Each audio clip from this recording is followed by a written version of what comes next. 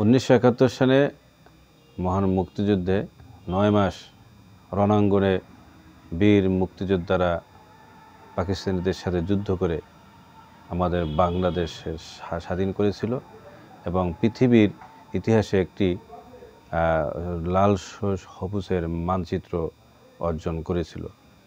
আসলে যুগে যুগে আমাদের ইতিহাস থাকে, ইতিহাস বিলুপ্তি হওয়ার নয়।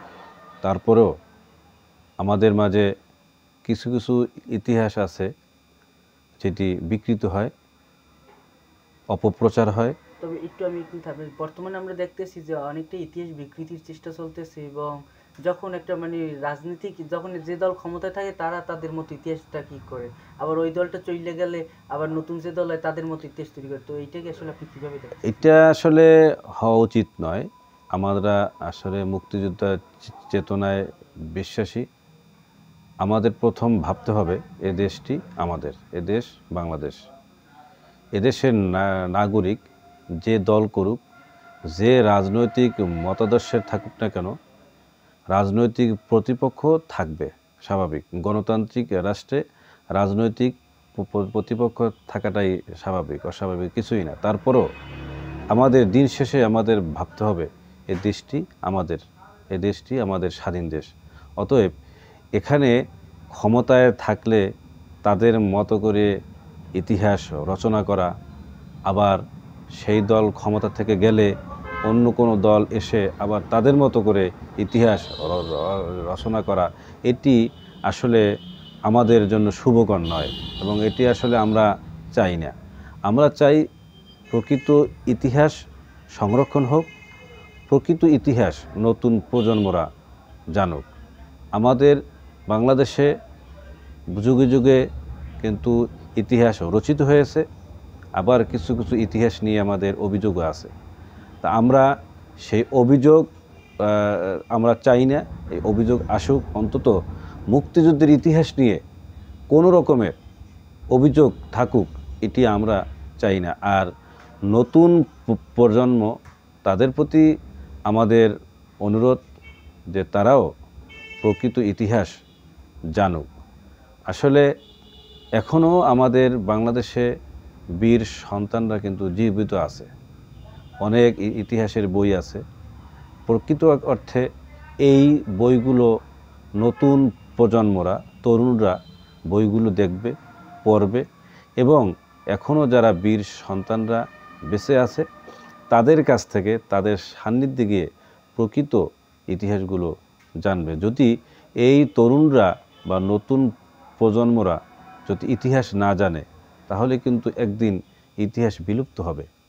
আবার আমরা যে এই প্রজন্ম যারা ইতিহাস রিলেটেড কাজ করি বা জানতে চাই, তারা অনেক ঐতিহাসিক স্থান দেখেছি এবং সেগুলো এমনও দেখছি যেন আমাদের পাথরঘাটায় যে মুক্তি মিলিটারি ক্যাম্প বলে পরিচিত, যেখানে টর্চার সেল হিসেবে ব্যবহার করা হতো, যে সেটা এখন ধ্বংসের পথে।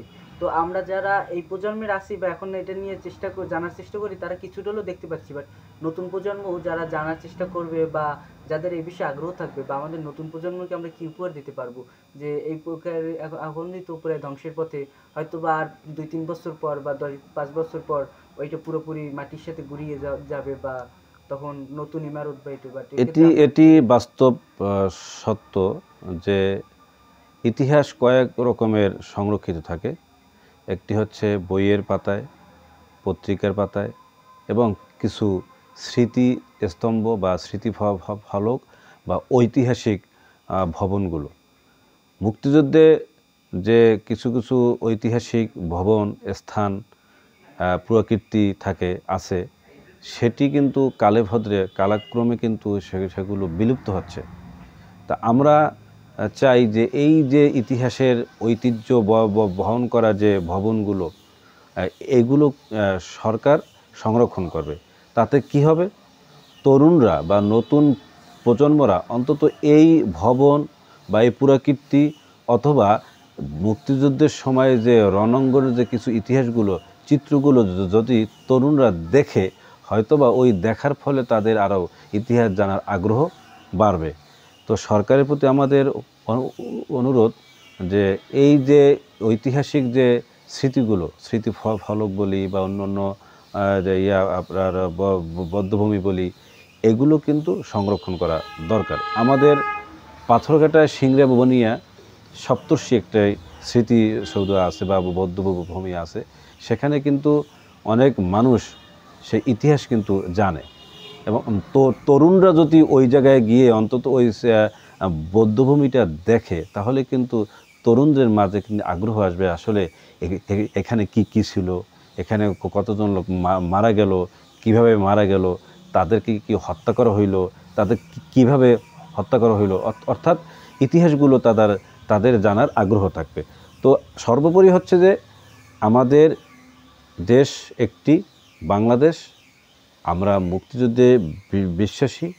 কোনো রাজনৈতিক দলই আমি মনে করি না যে মুক্তিযুদ্ধের বিপক্ষে আছে, সকলেই মুক্তিযুদ্ধের পক্ষে। আমরা চাই যে আমাদের দেশ বাংলাদেশ, মতাদর্শ থাকবে, দলের চেতনা থাকবে, দলের রাজনৈতিক চেতনা একরকমের, আর বাংলাদেশের স্বাধীনতা চেতনা একরকমের। তো আমরা দিন শেষে আমরা বাঙালি, আমরা ভাই ভাই। আমরা চাই না ইতিহাস বিকৃতি হোক, মুক্তিযুদ্ধের ইতিহাস, সঠিক ইতিহাস সংরক্ষণ হোক, তরুণরা সঠিক ইতিহাসটা জানুক।